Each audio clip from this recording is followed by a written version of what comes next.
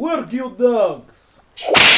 Sidwick, please. Do you have to with the crew like that? Unfortunately, cousin, I do. Most of them are ex-slaves and have got accustomed to the whip.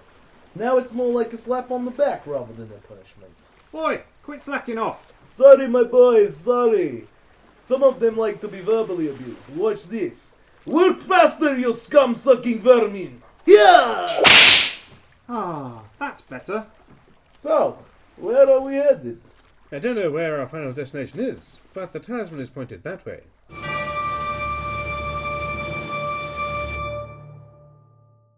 Hello, and welcome to the LARP Noobs podcast for Event 4 2019. We went LARPing again, basically. We went LARPing again. It was like, I say this every time, but it's always just so crazy to come back from an event and have all of it sort of bubbling in your mind and you're waiting to do it. This is the last event of the 2019 calendar, so it's there's a long wait before the next one. So mixed emotions coming out of this event. Yeah, we spoke about it just before we recorded, actually, just like how weird it is to no longer have that, like, LARP as something that's in your kind of semi-immediate future. Yeah. And you've got to wait a long time. So this is where we are emotionally before we begin, basically. So, but yeah, it was a pretty darn good event. So this is the pre-LARP episode. Yeah. As per usual, we will do pre-LARP things in this pre-LARP episode. What did you get up to pre-LARP? So the first thing was we were kind of not short on cash into IC cash. This is, but like we'd spent a little bit, and due to some other kind of things that came up, we'd felt rich and spent a lot of money. Yeah, just to get the resources and stuff. But due to some other things that kind of happened later on in the pre-LARP kind of period, I was like, we're gonna need a bit of money. So I decided I'd make more books. I've basically made this alchemy book that I've spoken about before in previous episodes, and I thought I'll make some more and sell them. As it turned out, basically I didn't get a huge amount made. I also worry that you're going to flood the market. Yeah, potentially. I think they'll still fetch a good price. I had a couple of people, when I sort of mentioned I was going to be doing them again, get in touch, and they were interested with getting copies. But as it just panned out, I didn't make that many. Well, I made a fair few. I made about 8 to take. 8. With me. That's a lot. But also one thing I wanted to do with it was I want to make. There are 2 alchemists in our sort of larger conglomerate of stridings and steadings, if you like, called the Entwined Paths that we joined at the last event. And I thought it'd be kind of cool to give both the alchemists in the group a copy of the book. Yeah. Like as a gesture, you know. So 2 of the copies, which are slightly more special, have gone to them. So that was kind of a cool thing I wanted to do. Yeah, and I think it's a really handy resource for anyone, but it's to have it as part of our own banner is cool, right? I really enjoy being like the alchemist of the group, right? It's actually, for me, it brings a lot of game my way. Because it's like, even like the fact that my character's written a book, right? It gives him some level of authority on this whole topic, right? Yeah, one thing I've noticed is that if you write a book on something, it doesn't need to make that much sense. All you need to do, but you will have a reputation from then on of being someone that wrote a book. Yeah, I mean, there's like, I suppose I might as well go into it. I had some weird stuff resulting from my book that basically popped up. So what? I can't say too much about this. What? So I apologise. What? But there's a group who, as a result of having read my book, this is IC Mail, got in touch with me and basically invited me to a bit of game that I can't really talk about, I don't think, here. What?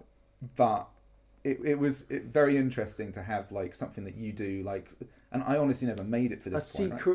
A secret group got in touch with me to do some things, which I did do some things, but I can't talk about it. Well, dear listener, we both don't know. I really apologise for how nebulous that probably sounds, but what I'm really saying is that it was cool to have something like that. You know, I just made a book, right? And then all of a sudden it brings game, it adds something to the world, and people have got in touch and stuff. It's interesting. Yeah, IC letters are pretty awesome, right? Especially when they're built off reputation that your character's actually done something with, you know? So, yeah, I mean, before we cut too much into my stuff, what sort of stuff did you get up to? Right. Few things on the agenda, news items. Yes. Tricorn hats. Yeah. So last episode I mentioned that we got you one basically. Yeah. And we sort of thought it was okay. The stereotypical pirating hat. Yeah. And I got a message on Facebook from a nice lady who was, I think it was one of our egregores, but she's moved nation now, I think. Right, sure. I'm not sure about that. Yeah. But she got in touch and said, no tricorn hats. So it wasn't comfortable anyway, not a great loss. Yeah, I think like we were totally fine with it, right? Yeah. Like it completely makes sense ultimately. I mean, and this is the other thing, like, it sort of constantly strikes me how kind of still new and fresh and unknowing I am. Like, I'm a moron, right? I'm an absolute idiot. That's good. And it's like, it's amazing how much stuff that you kind of just have to pick up. Yeah. So no tricorn hats, everyone. What else? Oh, the other thing. Oh, yeah. So this almost feels like this is kind of like an addendum to the previous episode. Yeah, it feels So we found out that... Yeah, the skirmish we went on, where we saw, I think I said at least 2, but heard of 3 giant beasties. And I confirmed that I saw 2. Yeah, and we were like, 100%. Yeah. Definitely. Turns out there was 1 giant beastie on that. Yeah. But I think that's interesting because I honestly, in my mind, there were 2. I mean, witnesses are the most unreliable because But I don't even trust myself. Like, the thing is, the fear in that situation, the terror in that situation, which, by the way, I think I might have beat in this event, but we'll get to that. Really? Yeah, it was crazy what happened in this event. All right. So, but like the fear in that situation was so much that obviously like my brain had like multiplied the enemy. Yeah, they say that like witnesses are some of the least reliable forms of evidence, right? Yeah. And I totally get why. The panic of that moment and the whole build up and all that stuff with the smoke and everything.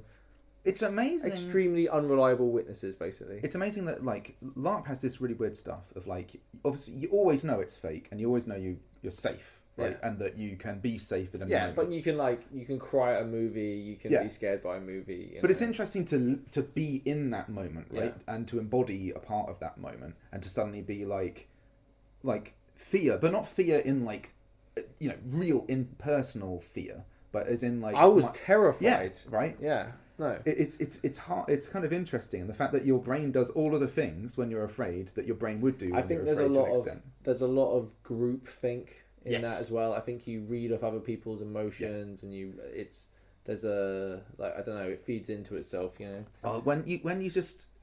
when like someone in the line next to you breaks, and it has that kind of thing of like, if enough people run, you have to run, right? It doesn't matter how brave you are or all this kind of stuff. Yeah. Like, if you want to live, you've got to run, right? And it's so weird to see, like, a unit crumble or a line break, and it happens very quickly sometimes. Sometimes it's an avalanche, sometimes it's a slow, ebb, right? Yeah. Anyway. But that was great. Right, should I do all my diplomatic stuff? Yeah, so this was a big thing for you after the last event as well. Okay, so last time I went for a position that I didn't get in the Senate type, the Imperial offices, which was fine. Didn't really, it was just an experiment to see what it was all about.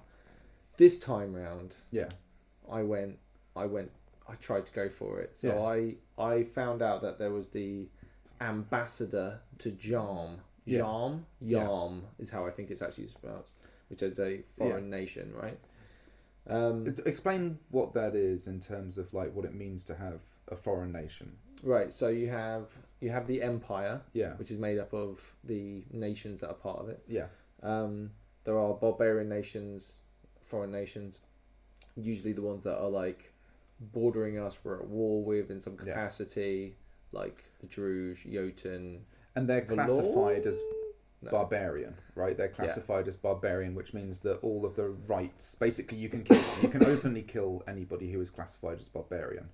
Foreigners have their own sort of status, so you couldn't, like, for example, shank a foreigner in the middle of the street, for example. Yeah. They have certain rights that are given to them, and then there's obviously like member of the empire, and there's even more rights that are conferred on you, and that's kind of like, if you like, the legal statuses of these different groups. Yeah, and there are a bunch of these that have like there's a complex like foreign service that affects the world that we live in, right? So there are lots of these, like, not lots, but there are a few of these, like, some of them are like ancient nations. Yeah. Some of them are like new upstarts. Some of them are like very liberal. Some of them are very conservative. It's like there's the whole mishmash, and they all have these different themes and like how they dress and how they behave and how the relationship with the empire is. And one of these is the Principalities of Yarm. Yeah. They are. So basically, what I did to like have a look at them was I found out which elections are coming up next. Yeah. So they were like. So basically, it gives you, if you look on the wiki, it will tell you like, oh, these elections are on at this time. Yeah. And I was like, hey, I'll have a look. Yeah. I looked at those two, and the other one looked interesting, but I quickly found out that there was a incumbent that was a very, very strong incumbent. Yeah. So I started to read up more on the Yarm. And do you know what? The Yarm have found a very special place in my heart. Those through reading up about slave keeping, like hierarchical monsters that they are. I love them now. I've done so much reading on them and looked into them. They're basically like they're princes that make up these little principalities, and then they all work together, and they're this old thing, or they're an old empire basically, and they're like the elite class raw magicians. Yeah, they're really into magic, right? If you're not a magician, then you can't be a noble lord or whatever. Right. And then so everyone else below them is like, so orcs are like always slaves pretty much. Yeah. The general, there are different levels below that, but it's caste. It's a bit shit, right? And sometimes they go to war with each other, and sometimes they backstab.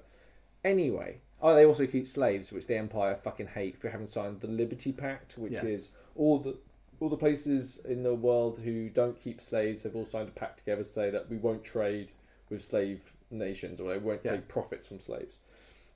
So, after centuries, Ian, of trading with the Yarm, now this has all come to a bit of a grinding halt, right? There's a weird situation between the Empire and Yarm at this stage, right? Yeah. So I was like, I want to be their ambassador. Yeah. Like, no one's gonna like them. Yeah. They're like and if my character does anything, I want to see the best in people, Ian. Yeah. I want to see the best in people, including the Yarm. So what I read a lot. Yes. I read a lot. For me, anyway, it took me a long time, but I really grinded my way through pages and pages. Going on the wiki, I did like the brief on them, their ports. What else did I look at? Oh, and I just did containing the word Yarm. Yeah, and there was a bunch of stuff to do with this war that's about to kick off between one of these other bigger empires called the Commonwealth. Yeah. Oh, the Commonwealth. They're all like, it's like, guess who we're going to side with? The Commonwealth, this new upstarts. They're really liberal, freedom of religion. Yeah. They're all like merit based. And they're really friendly, and they're kind of, not really, because there's still some dark stuff in there. But they're kind of the good guys. They're part of the Liberty Pact as well. Yeah. And basically, there's this tiny little nation in between the Yarm and the Commonwealth, and they're like about to have this giant either proxy war or very real war over this area. Yeah. It's the perfect time, you know? So I was really excited about it. So I sent off letters. Okay. Oh, also I want to say one of the team at PD, a guy called Andy Raff. Andy Raff. Yeah. He does a YouTube channel, and there's some really interesting, like, he just basically talks through each of these foreign nations. Oh, that's and cool. It's really handy and gives you a nice little broad understanding of the foreign world, the world out there. I found it really helpful anyway. So I started sending out letters. Yeah. So Facebook, I basically joined all the different nations. Not all the nations. I didn't do all the nations. I did a bunch of different nations. So I just went on there and went like, is there a senator that will take letters? I see letters. And I basically got different results from different nations, and then basically fired off a bunch of different letters. I got one response on before time. I think it strikes you how busy people are. A senator, it's a lot, right, to take on, and also just the nature of that position. Yeah. Okay. Right. It's who gives a shit about the foreign policy to Yarm, because let's face it, they're going to be on the other side of the fence pretty soon. this is so fuck them. It's going to kick off, Yeah. right? It's not going to happen. They're not going to be any common support for the. No one wants to hear them, Ian. No one wants to hear what they have to say. Yeah. Anyway, sorry. Yeah, I'm passionate about this. I've got into it. Yeah, so I sent out loads of letters, and that basically the other stuff basically is more relevant to time in potentially. So I'll leave it there. But that's where I was like before going in. I was trying to like learn from my last experience. I wanted to be well knowledged. I want to get out there, get my name out there, speak to as many senators as I can. Oh, one thing though, I have a position, and I'll probably mention this later as well. But going into it with an actual proposition for what I think the job should be, which evolved over a few letters. Yes. Different people I sent letters to. Well, not really. It was still the same thing.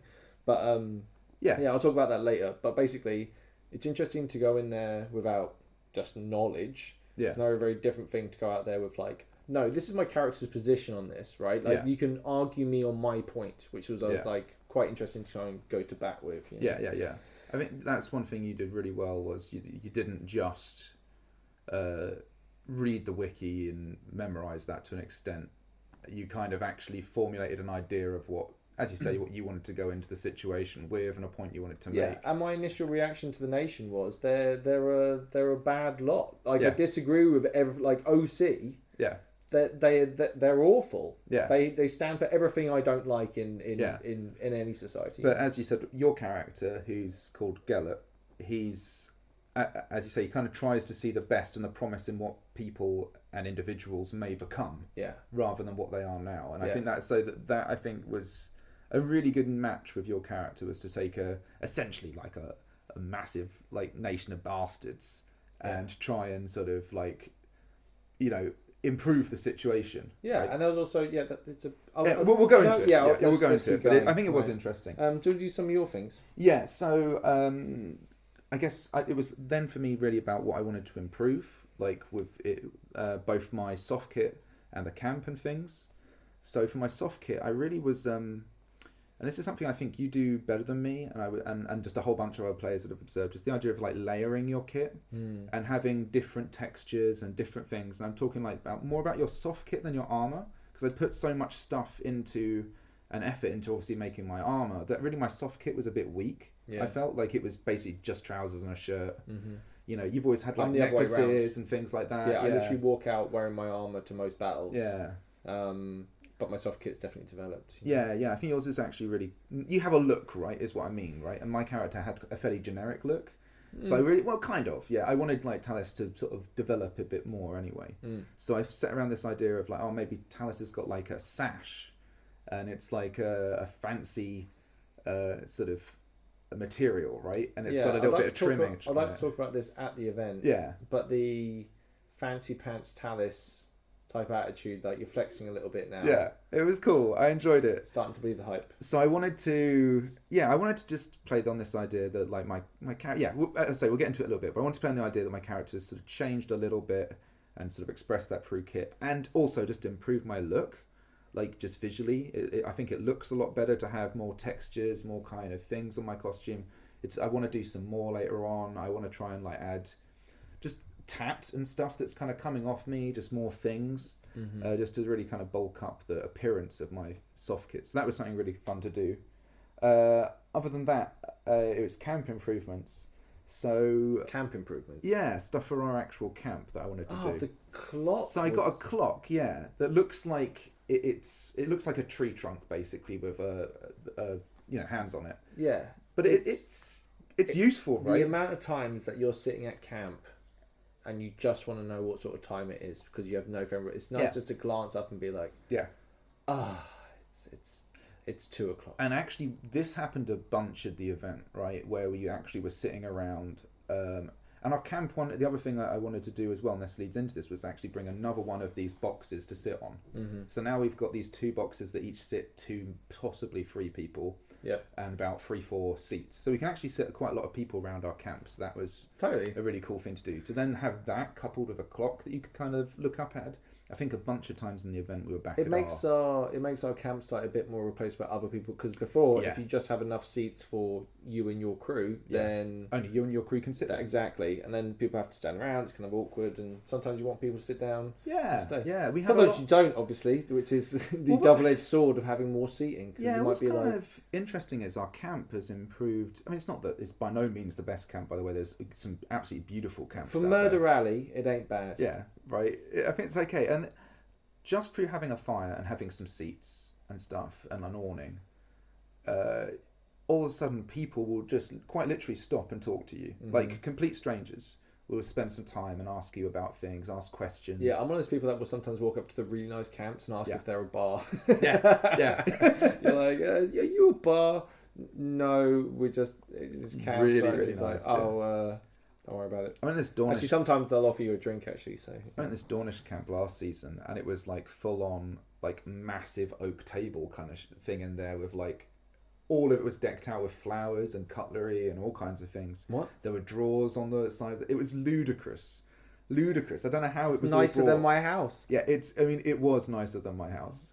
It was fantastic. Jeez. And it goes to show. Bringing all that stuff with you though, like. Well, I mean, this was the other thing. We were going on Thursday this time, and we were going earlier on Thursday, and it gave us so much opportunity to actually take stuff and get stuff set up. I could see it gets to a point when you're like. Renting a van or buying a van is like for a group of people is a well worth investment. Like I get that totally. Yeah. I think that's one of the biggest issues we have is just transporting stuff there, because we've just got poxy little city cars apart from Lloyd's got his estate. We make it work. But it is interesting to see and think about if you really want to take it to the next level. Yeah, you would need a van for sure. We did discuss as well pre-LARP when we're actually at the event about, because we have a 4-meter tent and a 5-meter tent. Yeah. Actually getting an additional tent, or maybe selling our little tent and getting a 5-meter in. Yeah.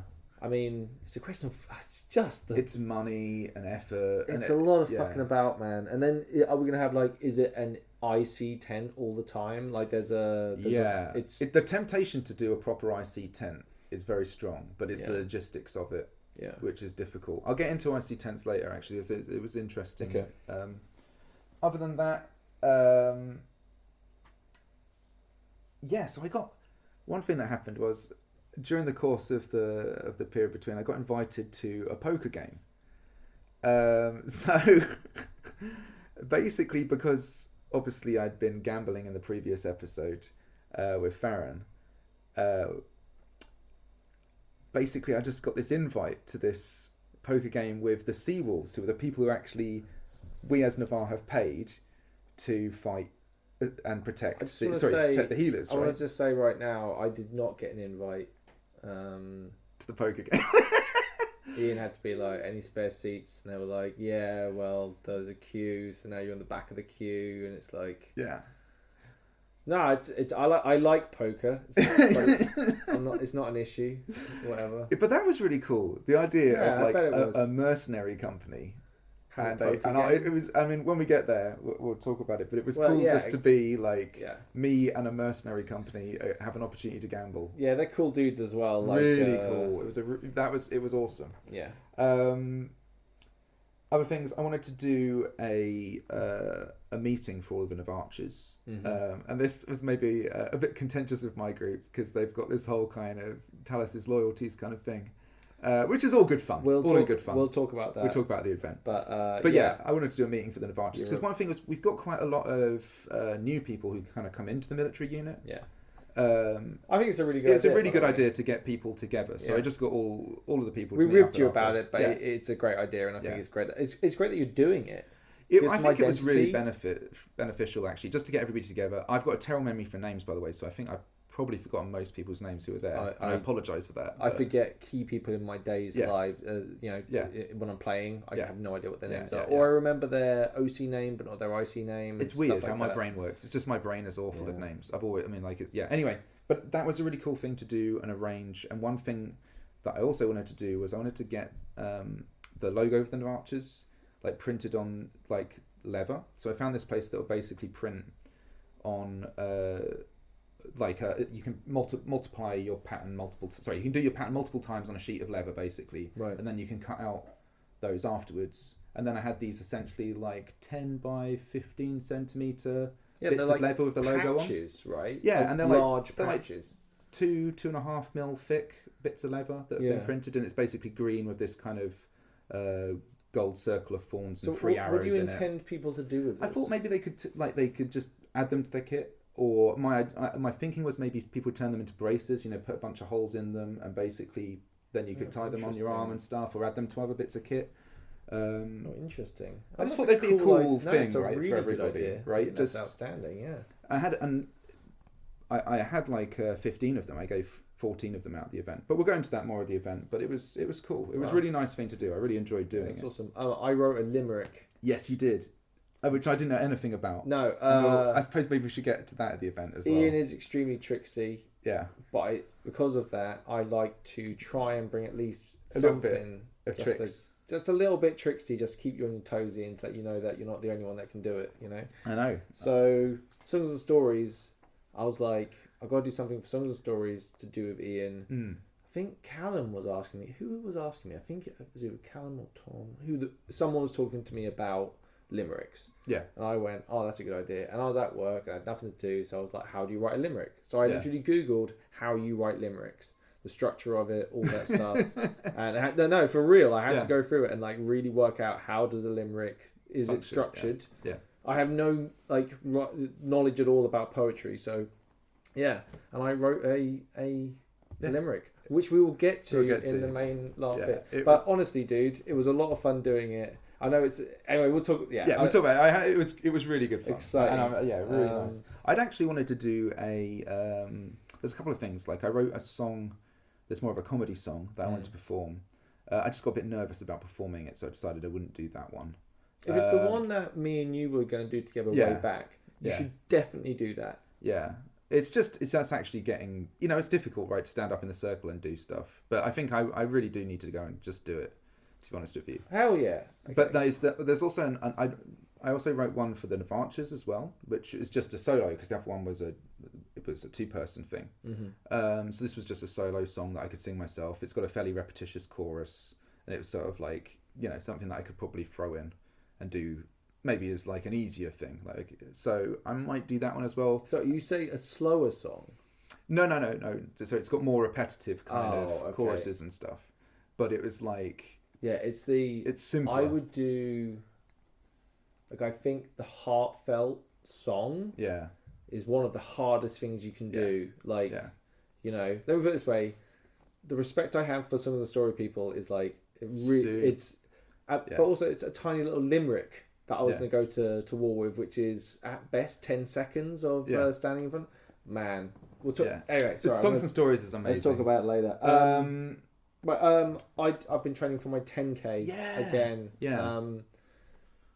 Just before the event, I've been trying to build my way up to try and get to like the point where I'm like comfortable at different distances. Yeah. And I was on this. It was 7-something K, 7.5. And my knee went. Right, I've been running now for a while, had no problems whatsoever. My right knee went funky again, and this is like 3-4 days before the event. So I'm like really worried about that. I bought a knee brace. So for the battles I wore a knee brace basically. And I was slightly concerned because the run is actually on the 28th of September. Right. So it's only a couple of weeks. I was genuinely worried that if I blow my knee out, then it terrible would things. I have been for a run since, and I did the event. Yeah. So have you thought about maybe running with a knee brace? Is that I am running with a knee brace now. I'm not fucking around, dude. Like there's now it's too close. Yeah, it's too close, man. It's so no knee brace on every time I'm training, like, and then let's see how it goes. I'm crossing the fucking line, basically. So, for those of you who don't know, but Dave is basically running a 10K in LARP kit for charity for the NSPCC. Absolutely. And, like, awesome cause. I'm fucking hyped about it. Yeah. It's going to be tough. My friend Ben might be coming along, and he's going to maybe do some video for it. Oh, that's cool. This will probably be... This may well be released after I've run it. Right. So, I'll put something up on Facebook about it. Let people know how it went.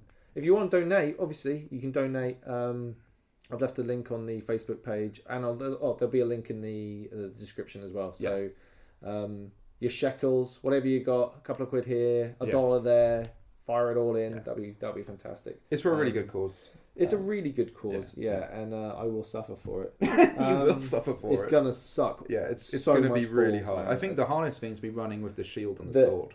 I think so I think the sword and the shield is going to be, it's going to suck, but I think I might holster the sword and then try and, because the shield's really heavy, so Yeah. just switching that between my hands. Mhm, I think overheating is going to be the huge one, because me wearing Yeah. like a leather fucking jerkin, Yeah. I get sweaty as all hell Yeah. wearing shorts and a t-shirt. Yeah, Do you know what I mean? Like I think overheating and dehydration is going to be a real bitch. I think actually you're lucky your character died, because I think your new armor is probably a lot easier to run in than your old Hell armor. yeah, Jesus! I would probably want to run in my soft kit. It was my old character. That would be Yeah. hellish. Jesus. Yeah. I don't know. Who knows? Let's see. Anyway, yeah. Please donate. Yeah. The other thing was just the general state of Navarre, like in fact the release of Empire. the as Empire. A whole. Yeah. The release of the Winds of War and the Winds of Fortune. Winds of War are like war matters. They affect pretty much everyone. Winds of Fortune are a lot more specific and what's going on in like different areas, which is where I got a lot of the information about the Jarm from. But it's released close to the event. Yeah. Right? It keeps you guessing, right? And it's like there's all kinds that happen this time that are like a massive backdrop The Empress. to how you go in. The Empress. There is no Empress. It's crazy. No one is in charge. An empty throne. There is no one at the tiller right now of the Empire. At a There's crucial just time. The bureaucratic Senate left to their word. own devices. Oh my word! And also like there's armies everywhere attacking everything. Yeah. The threats are real. The Briars, which we'll talk about, but they've been having strange dreams because of the Valorn, who are like, the Briars are like a lineage who are like tree-ish, and the Valorn are the evil plant monsters, and there's a link between them. So there's a lot of storyline potentially for like Briar hate and all sorts of. Fuck yeah, it was amazing. So good. Wasn't What it? I love, and this is full respect to PD, is they really tease out some awesome conflicts in their story. So there's some players. I don't think this is even sanctioned. Like sanctioned. I don't know what's the right word for it. But they're just players who have started recording the Winds of War and Winds of Fortune. Winds of War.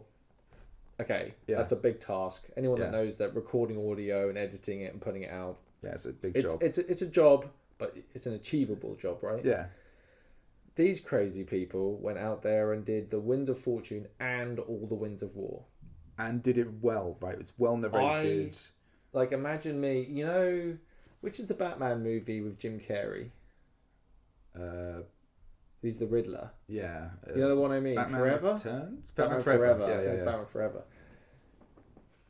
Mr. Enigma, the Riddler, gets the device that can feed all of the information into his brain. And is that what you felt like? That was me. Just, you're supposed to really only go into the Winds of Fortune like for the stuff that's really relevant to you, or you can read on more. Yeah. But I'm like, now it's like opened up to me, and I'm just like, I just had it on in the background. Like some of the ones I went back and listened to, I was half listening to some of them, but the ones that I found interesting, or some of them were just like interesting readers. Not that there were any bad readers, to be fair, but some of them were just more like connected with me more. I don't know why, Anyway, but yeah, fantastic. Yeah, it's such a huge resource. Dude, along with Andy Raff doing the those videos that he was doing for the Nations. Yeah, I've never been so like lore prepped. Yeah. For anything in the game before. I think this went for pretty much everybody in the striding as well. At least all of us had at least read up or had the desire to know about certain things and knew about like the state of the nation more clearly than we ever have going into the event. And I think like the reward for doing that is that and especially with the way that PD have really, I think, pushed the envelope on this one, it's really opens up a lot of game for you going into the event and helps you you hit the ground running. Just to have an idea of what the state of things are. And also, I don't know, it just felt like there was a lot going on. It was interesting, like, now I'm meeting people that sometimes don't know what I know. That's new. Yeah. That's also very new for me to know things that other people don't know and having to explain generally what's going on. So I guess one of the interesting things they did was all this last year we basically making this deal with this Eternal and giving it all these resources with the idea that it's then going to sort of give us this army to fight the Valorn with, and it promised us this army. And then what they did this so good, and this is why PD are amazing. They did this thing where they sort of said, okay, so the army that you've been given to help you is actually from this other group of people that you're at war with called the Druge, who are just a horrible, horrible, nasty group of orcs. They're just the real bastard orcs who need to fucking die. They're the worst, right? And it's like, but they were the 5,000 troops that came to help us in the Winds of War. And it just defeat the Valorn. It added so much spice. It was so much spice because there's so many nations that hate them. The deck is loaded. Yeah. It's like there's just something's got to give at this stage. There's so much to happen. Yeah, it was great, and it's just like added loads of interesting political things because it was like there's nations like Urizen, for example. They've lost a whole region to the Druge, basically. The so Urizen they hate them. never get good news, basically. No. But there's then like loads of nations have got big problems with the Druge, right? And all the nations have big problems. Like, Yeah. I remember. I think I said this when before the LARP, right? Yeah. I was like going, "This is the political situation we find ourselves." It's just like the Brass Coast getting devastated by the Grendel on the south. Yeah. You've got Jotun all up in Wintermark with Samasurek in the north. Yeah. You've got the Valorn and the Druge army moving away from the Valorn, so there's an opportunity for the army to like ambush them. I'm missing stuff off here. This is what I mean. There's a lot going on. Yeah. A lot of expensive The March projects. is getting invaded by the Jotun. It's crazy. Right. Everyone's getting a little bit of it. Yeah. Or a lot of it. And I think what really happened, and I think one of the main things we all got was that the Empire is pressed to breaking at this point. This is a turning point, it felt like. We've taken on too much and we can't hold it all back. And there's no leadership now in the throne. It's so good. Can the Senate... It's the Senate now, right? Yeah. And also, I suppose, the Synod as well, and the Military right? Council. And the Military Council. Yeah. Now it's like there's a lot more... Maybe it's always like this, but it's like... It's really expanded the game, just to be aware of all of those things. But Pressure. I think you could feel it. You could feel it in the air when you went to the event that this felt like an important event, and that this felt like a make or break in a lot of situations. I think PD have crafted it exquisitely. Yes. Right? Like, because now it's like this last event with all to play for, and now with like in the long dark with the ramifications for what happened over the coming weekend. You know? So the interesting thing was there was a I think the player base went into the event, well, a few weeks before the event when the Winds of War first came out. I think there was a few sort of players who maybe felt like the deck was loaded negatively, and it was like, they're constantly pressed and they wanted something like a change in the storyline. But I think one thing that I kind of walked away from this event from was a real feel, as you say, that they mastercrafted it in the sense that this was a moment. This was a moment that had to be dealt with. There's like you said, a turning point is a really good example of it. Yeah. Like now where there's change, Yes. right? The landscape is definitely going to change, and the Empire. If one thing I loved about talking to PD was, I genuinely get the impression if the players lose the game, Empire will end. Yeah. Right. Yeah. It's like that's a very real thing to think about. Like, there is a lose state to this. Yes. Like, PD will just do something else, or it's interesting to kind of feel like, you can play this and you can do this, but there are certain players, and maybe all players. I don't know. It's a tough conversation to have, right? But there's an effect on this giant fucking game, right? Yeah, definitely. And I think that they're very happy to let us lose, and to have us lose, and to experience what losing is. But with that, nations literally being destroyed and people become incredible refugees. For example. Yeah, I mean, the thing is as well, because like in a lot of ways, like stuff isn't truly desperate yet, but it's on that bit where it could turn truly desperate. Yes. This would be this is where we draw the line in the graph of where the decline happened. It feels like right after the evacuation from Normandy, from Dunkirk. Sorry, right, and we're kind of like waiting for This is war this is Japan invading China in 1936. No, you're right. Actually, when the war like could arguably be on now. Is it 36 or 37?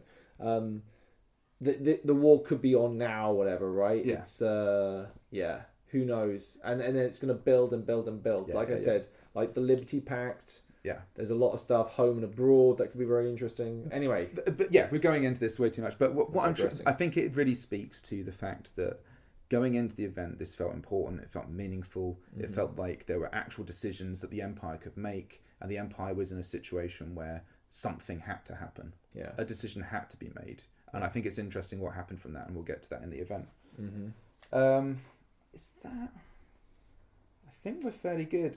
Yeah, shall we do? So, do you want to do Thursday? We went Thursday. Yeah, we basically, went Thursday. Yeah, and Thursday's the best.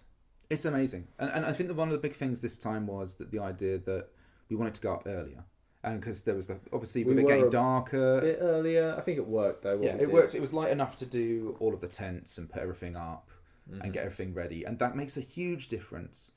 And also not forgetting your armour and your bed and having to dash back on the Friday. That makes a big difference. It makes a big difference. That really helps, by the way. So if you learn from my mistakes. It was really nice going there, talking to everyone OC and just having a really nice time and like loving the atmosphere of the place. The Forge is just pumping when you go there. Yeah. I mean, it's crazy how many people are there. I mean... and we managed to set up the camp pretty nicely. There were guys singing in the bar and stuff, like sea shanties and all sorts. Yeah. I loved it. It was a really good time. So good. And then we could hang back at our camp as well and chill there. And we'd managed, because we got there early enough, we got enough of the camp set up where we could kind of, just make it a real chill environment. And we kind of went into it knowing that tomorrow, Friday, there's very little to do, and we could really enjoy Friday. There is stuff that I did on Friday, but I think maybe adding them to the next episode might be more worthwhile. Pre-timing stuff on Friday. Exactly. Yeah, I think that's maybe what we'll do. To it. Yeah, because that kind of naturally feeds in. But I'm genuinely really hyped about talking about this with you because a lot happened and it's a big weekend for everyone involved, really. So excited to get on with it, basically. Right, without further ado, E4 2019. Let's do this. Looks like that's as far as we can take the ship. The Golden Cock, she is an amazing ship, but even she struggled on the land. Thank you, Sinwick, for taking us this far. I hope our paths will cross again. You think you are losing me that easy? Vengeance cults, they are no joke. You may be in need of an extra ski. I dated this girl who was in the friendship cult once. Friends of friends of friends or something. Nice lady, but things got weird very fast. It would be an honour for you to join us. Plus, might be nice to have some actual conversation for once.